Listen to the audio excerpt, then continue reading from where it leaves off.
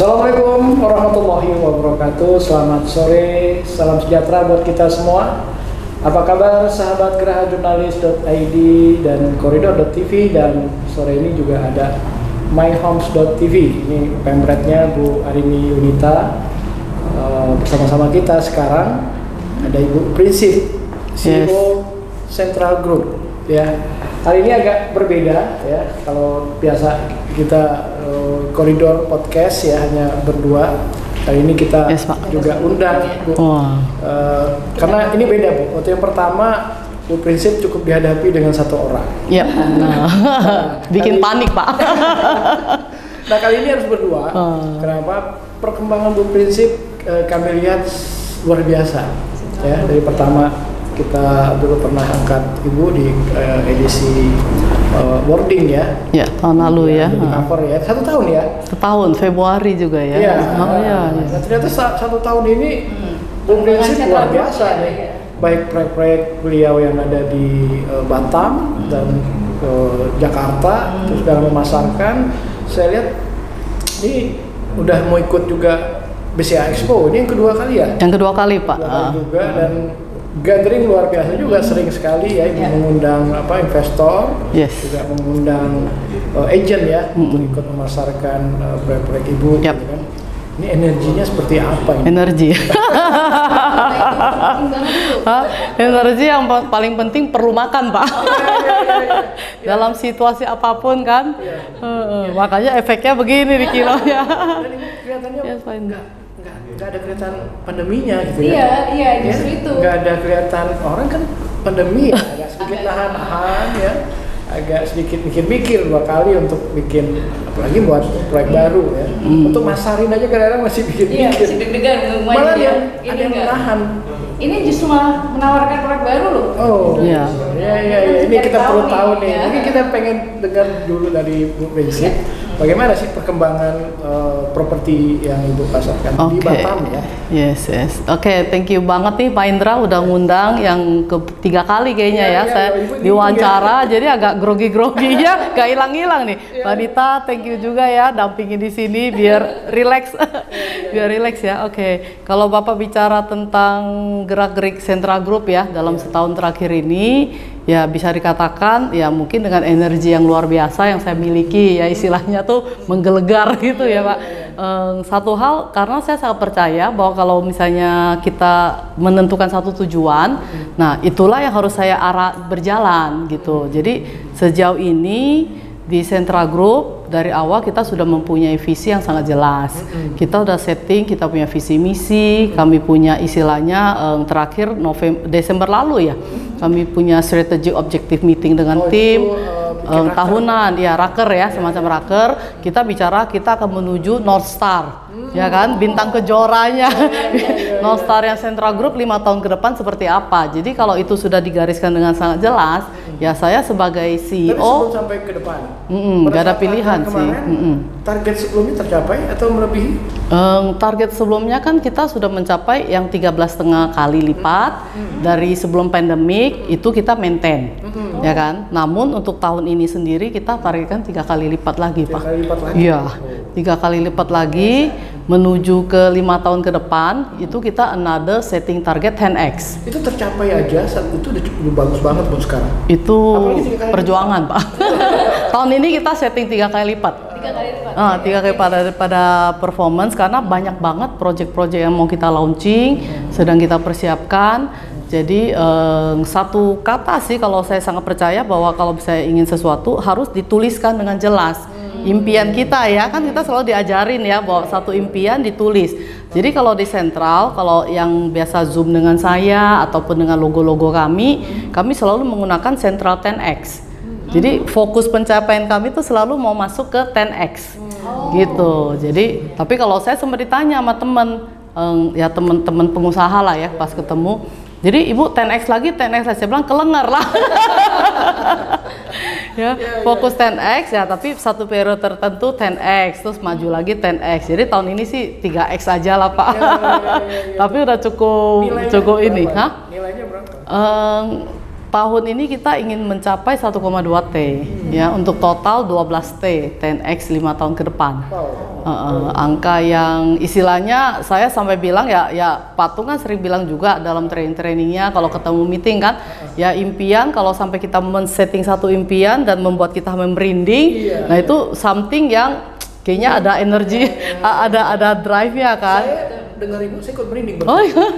Itu tercapai itu. Ya, amin. Karena sometimes ya dream ya jangan kecil-kecil gitu kan. Ya, dream big enough yang membuat sampai kita rasanya aduh gimana capainya.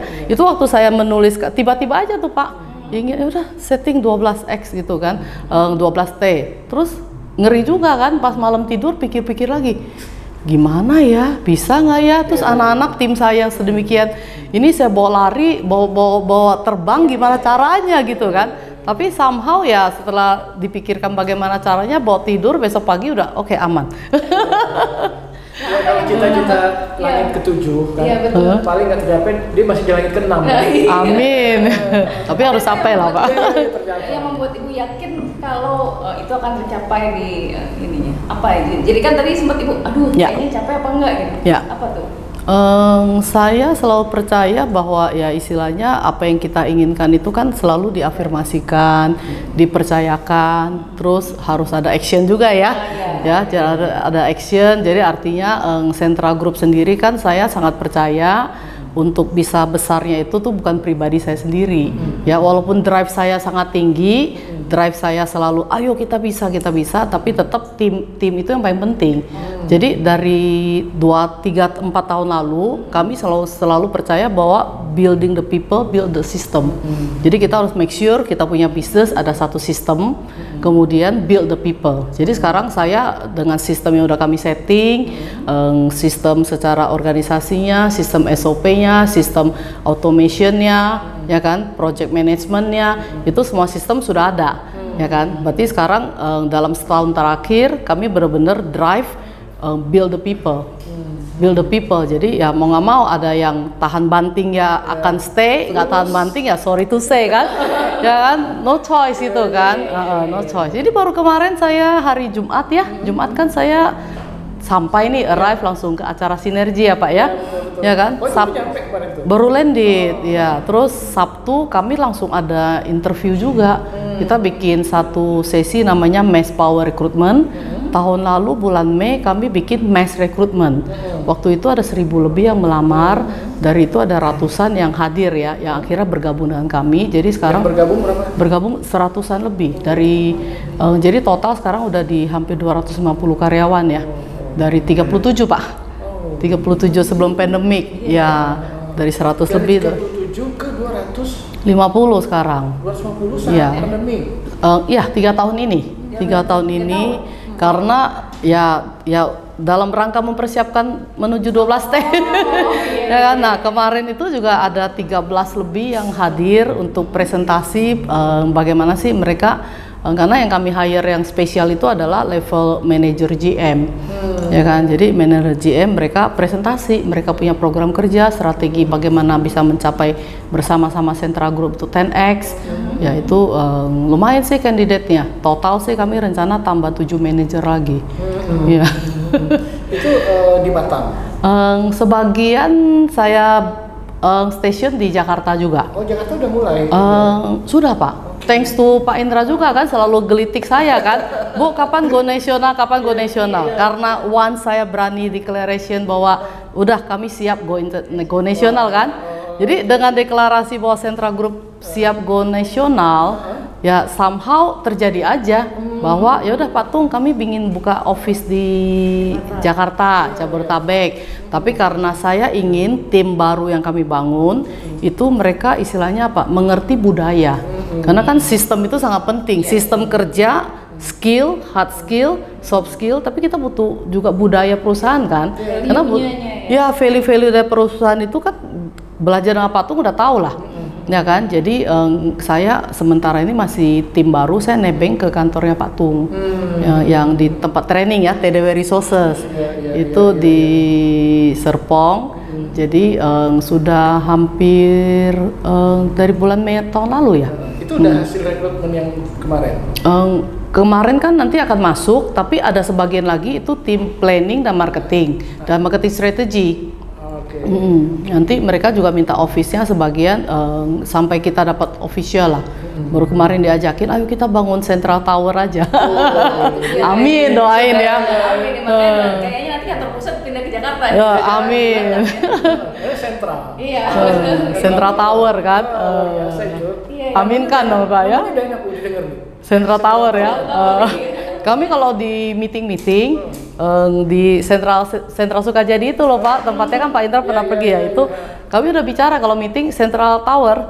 Jadi istilahnya walaupun itu bangunannya 1,5 lantai mezanin kan, ya, tapi kita udah tahu, karyawan kita udah tahu itu Central Tower kita. Ya, di Batam, nanti Jakarta juga ada ya. Bu Nita nih kalau belajar sama Bu Prinsip, kita waktu awal-awal salah kita. Harusnya kita bilang juga tower jurnalis. Amin. Kan Geraha. Gerahar. Ada tower ya, Jurnalis tower harusnya. Menarik ya, mau pakai bank tower. Kartu nama langsung ganti Pak. Iya. Karena udah, iya Ibu, saya setuju ya, kalau dituliskan itu memang mempengaruhi mindset kita juga. Iya. Cuman kemarin kita salah, Geraha gitu. Langsung diganti ya Pak ya. Bu, kalau Batam itu gimana progresnya sekarang? Progres Kita Batam udah sih, iya. Lihat ya proyek baru, proyek yang lama, yang memang kalau bicara bukan kena dekat Ibu ya, kita bandingkan memang jauh lah kualitasnya. Gitu Tapi ya. ini udah setahun juga nih. Setahun ya. Gimana progresnya? Batam sih saya pikir saat ini luar biasa ya, walaupun istilahnya pandemik lalu agak slow down, tapi sejak 2021 lah, tahun lalu itu udah banyak project-project naik, launching bertebaran di mana-mana. Pembangunan sudah berani, udah ada yang launching high rise, ya kan. Untuk Sentral sendiri, aminkan juga tahun ini kami akan launching juga Pak, high rise, ya kan. Villa Resort kan yang kemarin kami canangkan itu kan ada 6 project, ya udah mau masuk project kedua dan ketiga, ya karena project satunya kan udah tahap ketiga keempat, sekarang udah tahap 4, ya kan. Dalam 1 tahun harusnya 5 tahun saya target sisa 2 klaster Pak. Jadi ini kali ini kita launching Villa Ascot, karena kan di situ akan bangun hotel Ascot ya. Hotel Ascot. Lokasinya masih di tempat di hillside itu. Tapi kita sedang jajakin yang ada satu di tengah kota, pusat kota Batam, itu memang jewel banget sih istilahnya ya. Jadi kita akan bangun high rise di sana, kurang lebih 360-an unit lah, 2 tower, apartemen 300-an lebih, sama satu lagi 154 unit service residensial. Persisnya di mana? Persisnya pusat kota. Nama proyeknya Downtown Central. Titiknya saya nggak sebut dulu ya, tapi itu proyek Downtown Central ya. Kita ada di Singapura tuh Kayak Holland V itu. Ada bocoran sedikit nggak Bu yang baru ini yang di downtown? Seperti apa kira-kira? Iya, itu akan ada 2 tower high rise apartment sama satu lagi butik hotel, service residential di tower kedua, itu 150 kamar, sebagian ada yang mezzanine loft ya. Jadi kita adopsi lah banyak pilihan bahwa milenial sekarang sukanya apa, terus service residential kita lebih target kepada expatriate. Karena saat ini secara research itu kan kami udah meeting beberapa kali dengan pihak Ascot ya. Ascot, karena tetap kita akan gandeng Ascot untuk membantu kami support di dalam kami punya bisnis hospitality ya. Jadi dari researchnya mereka memang di Batam saat ini belum ada high rise yang dipasarin tuh, rata-rata high rise yang studio, tipe studio kecil yang ujungnya konversi ke hotel. Sehingga sementara market daripada service residence itu sangat potensi. Batam kan sebagai hub daripada Singapura, Malaysia, dan juga investasi Batam kan secara investasi PMA kan booming, menjadi target dari pemerintah pusat juga ya. Jadi kawasan industri bangun, ya kan, terus kemudian pusat-pusat pemerintah industri KEK, industri data center di Batam akan ada data center yang luar biasa dahsyat, ya kan. Jadi itu bakal banyak ekspatriat yang akan masuk ke Batam. Nah saat ini mereka belum dapat residence yang layak untuk sea level ya. Kurang pas karena somehow mereka bawa family. Bawa family. Jadi sea level management itu mereka butuh. Ya kan yang service residence ya. Jadi istilahnya bukan hotel ya. Bukan. Hotel itu kan cuma tipe kamar doang 24 meter persegi kan. Iya, expatriate banyak berkembang sih. Pasar baru berarti sebenarnya gitu. Market baru, ya. Market baru yang belum terabsorb oleh para pengembang di Batam. Jadi mudah-mudahan kami sebagai market. Jadi pionir juga dong Bu ya buat nawarkan hal itu. Ya, amin. Di harga berapa bocorannya? Bocorannya ya, kalau service residency itu masuk di 23M Pak. Dan kami, ya, harganya segitu karena tipenya itu udah di atas tipe 70 meter persegi. Berarti 3 kamar? Enggak, tetap studio. Studio itu yang standar studio itu 45 ya, 45, terus 70 lebih, 90 lebih. Saat ini ya, karena itu semua masih dalam perencanaan, konsepnya sudah ada, gambarnya sudah ada. Saya lagi mengundang Ascot untuk membantu melakukan review feasibility studies, kebutuhan marketnya. Jadi bisa ada 1 bedroom, 1+1, karena kan dia butuh tempat kerja ya. Terus family room gitu. Mereka expand Asia apa Eropa? So far sih masih banyak Asia ya, tapi saya percaya Eropa bakal banyak masuk karena yang Eropa itu kan oil and gas. Oil and gas itu banyak. Oil and gas itu berarti kebutuhannya kan cukup high end lah ya, karena income-nya mereka tinggi-tinggi kan. Kalau yang Asia masih average. Dan memang support dari Pemda Batam terhadap wilayah mereka cukup bagus sekarang ya. Oh luar biasa sih, kita perlu kasih jempol ke Bapak Wali Kota Pak Rudi ini ya, karena memang luar biasa sih visinya ya, seorang istilahnya pemuda lokal gitu ya istilahnya dalam memperjuangkan kotanya sendiri itu luar biasa sih. Ya kan, karena beliau kan juga benar-benar fokus. Kalau Bapak pergi lagi ke Batam akan kaget lagi, berubah lagi Pak. Infrastruktur jalan-jalanan udah 5 row, ya kan. Jadi infrastruktur dipersiapkan, industri dipersiapkan, tourism itu berjalan. Kemarin baru Pak Jason podcast dengan Dinas Pariwisata. Itu wah itu katanya turis-turis yang masuk setiap weekend tuh luar biasa, ngeloncakan tinggi. Dan Batam kan juga pengembangan ini investasi bandara, ekspansi internasional akan jadi internasional dengan investor dari Korea. Jadi sekarang dari bandara itu udah ganti menjadi Bandara Internasional Batam BIB itu dengan Angkasa Pura, satu lagi saya lupa BUMN-nya, sama satu lagi Incheon Korea. Itu udah masuk. Facelift-nya udah lumayan, maksudnya sedikit-sedikit tapi lagi bangun Terminal 2. Terminal 2 dan saya sudah di approach untuk bicarakan tentang Aerocity. Aerocity, non-aero, sekelilingnya kan ada lagi berapa ratus hektar tuh non-aero, lagi jajakin lah. Masih lokasi yang lama? Bandara masih. Jadi pengembangan ya. Ya. Pengembangan lumayan lah, Batam jadi nggak kayak kampung lagi ya Pak ya. Memang benar ini ya. Tapi selain tadi Ibu jadi lihat pasar yang ada yang beda juga, ada tambahan, ada yang berubah lagi nggak Bu?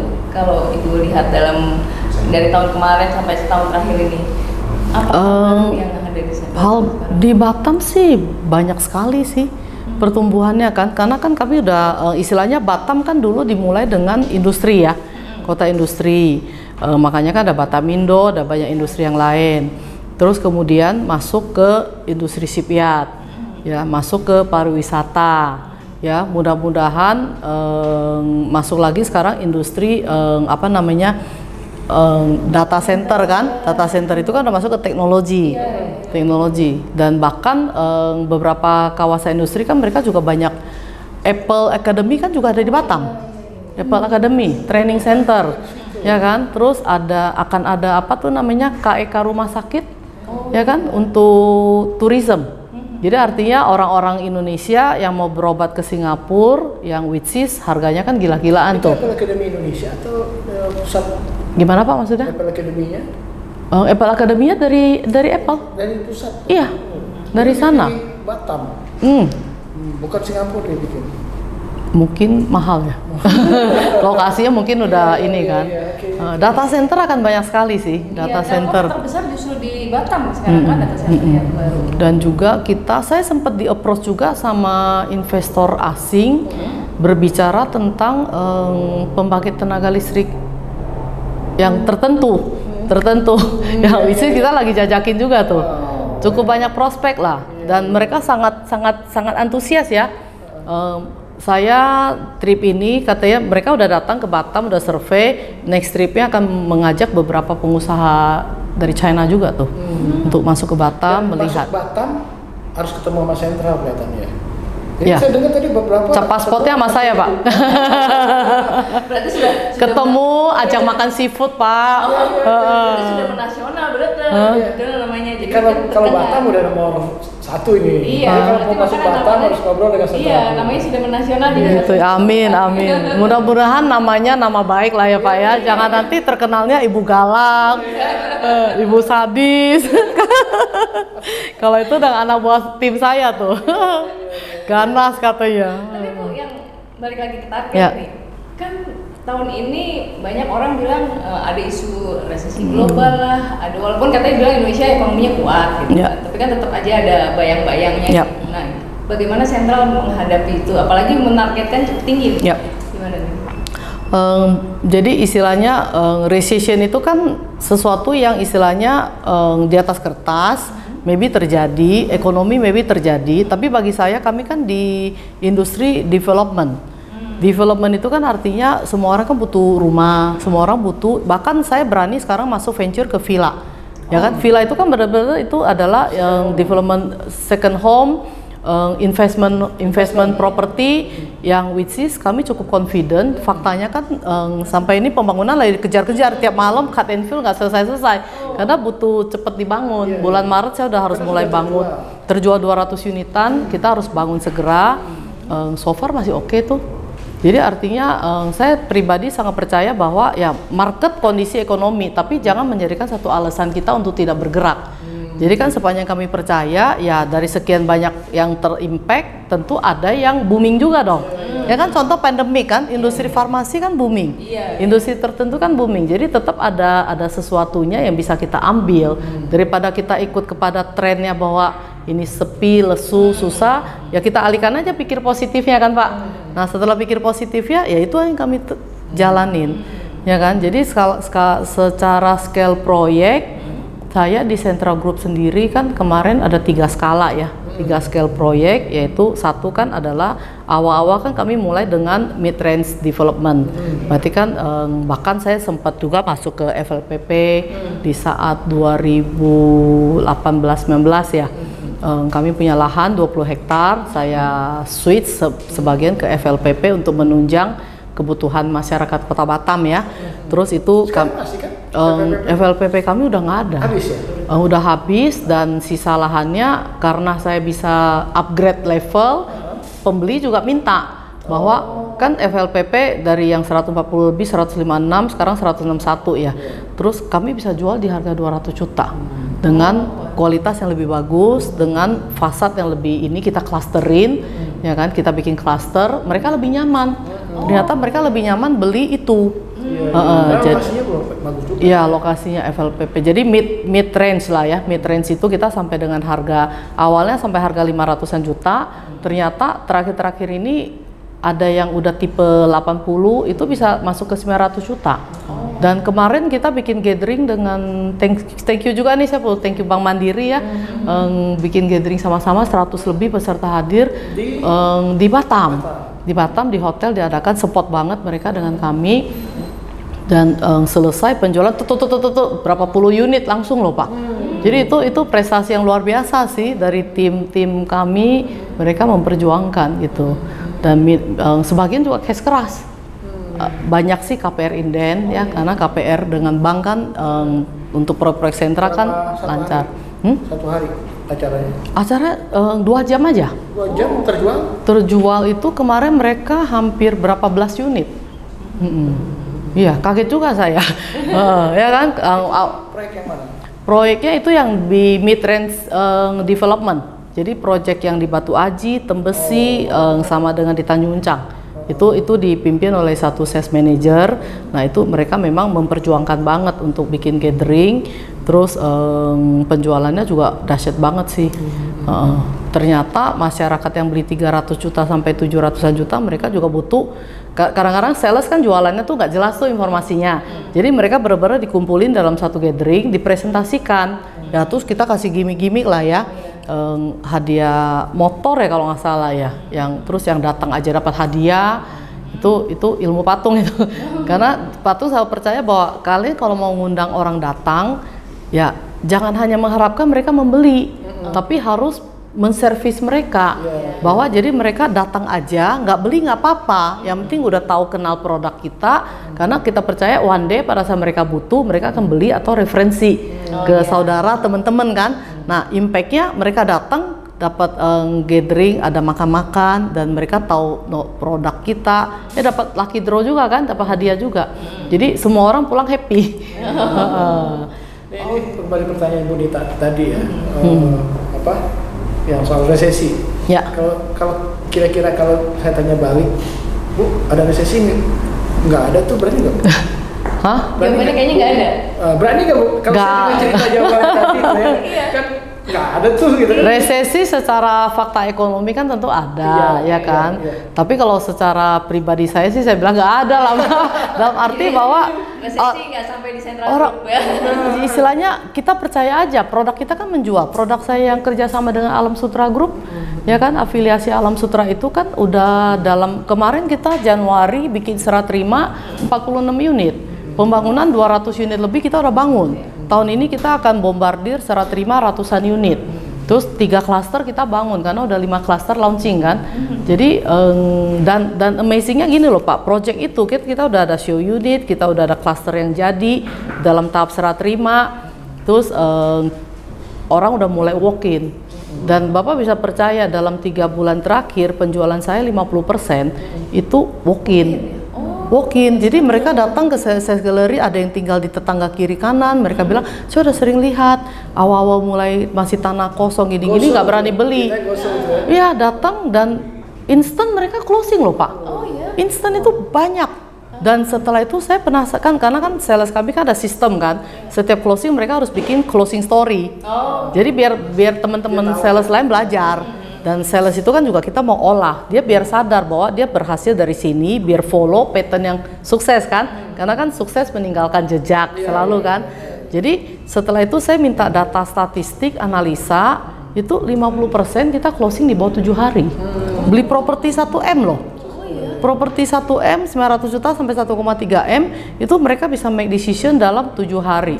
Bahkan yang walk-in dan closing itu sometimes salesnya udah saya kasih aja 500.000 atau berapa. Itu jagonya salesnya Ibu atau memang produknya? Kalau secara itu both ya, both. Karena semanapun bagusnya produk, kalau salesnya nggak melayani dengan hati. Bukan itu kan? Bukan kena hoki bukan kan? Karena statistik 50% Pak. Ya kan? 3 bulan terakhir saya cari statistik, sampai awalnya kan kami nggak ada data itu. Data ada tapi tidak spesifik berapa harinya. Cara bayar ya, term of payment-nya, sumber closing-nya dari mana. Tapi ternyata waktunya itu kita trace. Kan kita ada CRM software kan. CRM yang men-trace dari leads masuk sampai closing, itu perjalanannya ada. Dan sales saya disiplin Pak. Jadi sempat longgar, terus terakhir saya bilang pokoknya kalau kalian nggak CRM yang nggak di-input, kan tujuannya manajemen bisa ambil strategi lanjutan. Kalau kalian nggak input, closing fee nggak cair.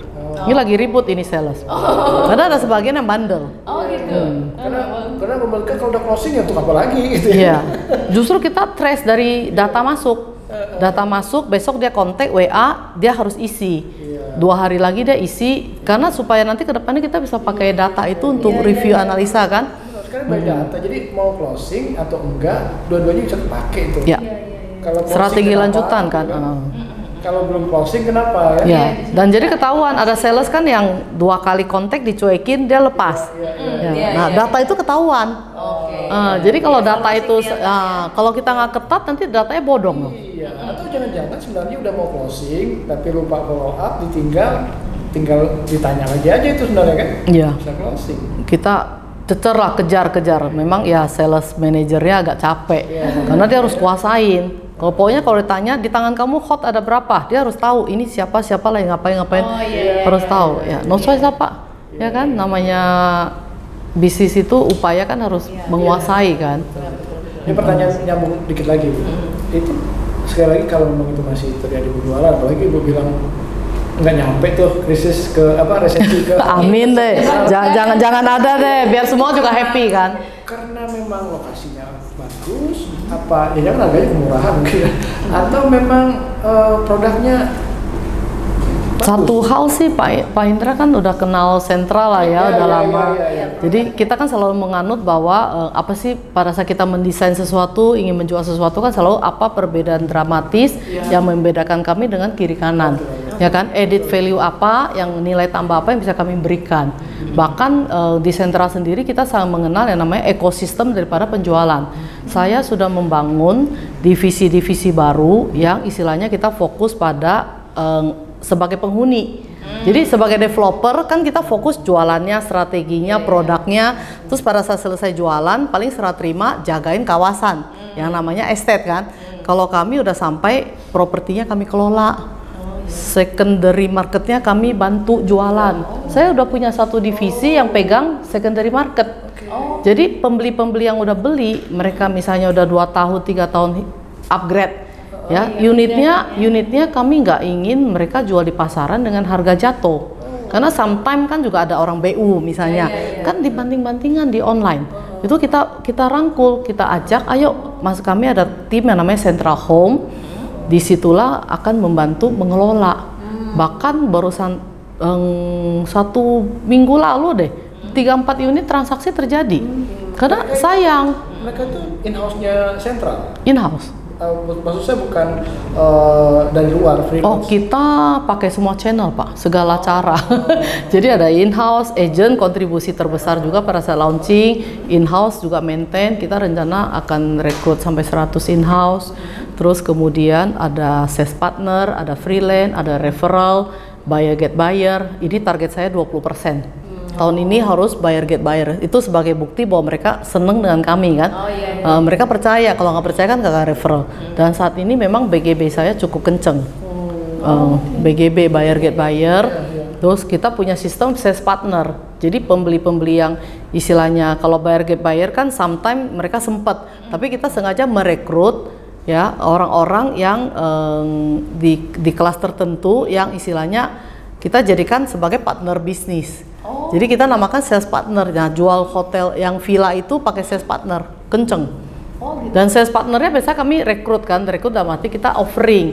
Mau nggak jadi sales partner kami, jual aja bisa naik cruise, jual 2,8 M ke Eropa, kayak gitu kan. Terus pada saat menarik, boleh gabung tuh Mbak. Jadi pada saat kita nawarin, automatically mereka beli duluan.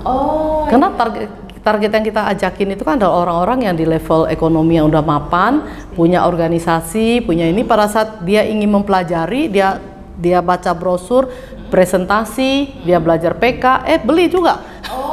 Jadi awalnya mereka sebenarnya tidak ditarget sebagai buyer? Enggak.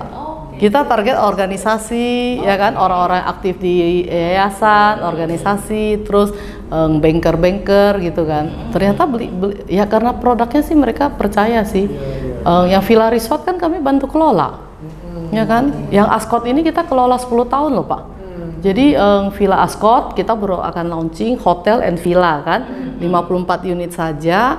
Itu sistemnya adalah mereka setelah beli itu nggak bisa dipakai sendiri, harus kembalikan ke kami untuk kami serahkan bersama-sama dengan hotel kami ke Villa ke Ascott, Ascott Limited kan, Singapura hotel ya.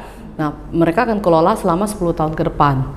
Nah, pada saat pengelolaan, pembeli kami, investor, itu peace of mind karena investasi mereka dijamin dengan return 30% dari revenue, bukan dari net profit. Dari revenue? Iya, nggak ada. Si Ascott kemarin meeting sama saya sampai kaget dia. Ibu, hitungannya udah betul. Lah, Bapak kan yang bantu hitungin ke Bu Mary, saya bilang. Ya betul nggak? Betul sih Bu, tapi Ibu mau ya Bu bagi begitu ya? Rela ya? Ya memang rela berbagi kan. Kalau mereka percaya kita, mereka mau investasi kita harus kasih mereka cuannya jelas Pak. Jadi 30% Pak Indra boleh consider tuh. Jual 2 unit nih ya. Karena 30% dari room revenue kita bagi. Ya kan, selama 10 tahun. Biasanya ditahan itu. Biasanya di net profit. Ya kan? Jadi Pak Tung juga bilang, wah ini luar biasa nih ya berkat Pak Tung beliau mengajarkan kami bahwa cara berbaginya tuh investor jangan dibikin tidak tidur nyenyak. Namanya investor itu kan dia ingin menginvestasikan uangnya, investasinya. Tapi tiap malam nggak tidur nyenyak kan namanya bukan investasi, ya kan? Ya, jadi pada saat mereka tahu itu adalah revenue sharing, mereka sangat happy. Gitu sih. Jadi dia beli lagi gitu ya? Amin. Memang rata-rata gitu Akhirnya sih. gitu. Oh, ya. Makanya kita punya BGB banyak dan juga istilahnya net profit itu kan nanti mereka curiga. Ya nanti tulis gaji direktur, tambah lagi 100 juta, biaya perjalanan, biaya apa dimasukin, net profit kan jadi minus, padahal uangnya masuk ke pribadi kan. Kalau kita dari revenue kan langsung dari omset. Dari omset Pak. Gak ada kata Ascot. Saya bilang, yang penting sama-sama cuan lah. Ya kan? Jadi yakin pasti ada cuannya itu soalnya ya? Pasti 10 tahun. Dan pada saat kita operasional hotelnya kan 2026. Jadi kalau sekarang beli early bird, kita punya program pre-operating income. Jadi artinya setiap tahun dapat 100 juta Pak. Setiap tahun dapat 100 juta kita bagi keluar sampai opening. Kalau hotel saya nggak opening, saya 2026 kan saya target opening tuh. 2026 kalau saya nggak opening, 2027 saya bayar lagi. Oh, walaupun belum opening ya? Karena belum opening, mereka kan nggak bisa dapetin revenue room sharing itu. Berarti saya akan bagi lagi secara fixed amount. Oh. Jadi peace of mind, mereka nggak takut, oh nanti kamu nggak buka, saya nggak ada income kan. Sementara orang kalau bisnis, mau buka restoran, kan butuh beli aset, habis itu renovasi, operasional, ya kan? Belum tentu untung. Kalau ini kan beli aset, sambil mau opening dapat income setiap tahun. Pada saat operation dapat lagi income yang guaranteed. Udah itu 30% langsung di depan atau progresif aja gitu? 30% itu dibagi setiap tahun hitungannya. Tutup buku tahunan. Tapi tiap bulan akan ada laporan penjualan dari Ascot, bukan dari kami karena kan yang kelola Ascotnya.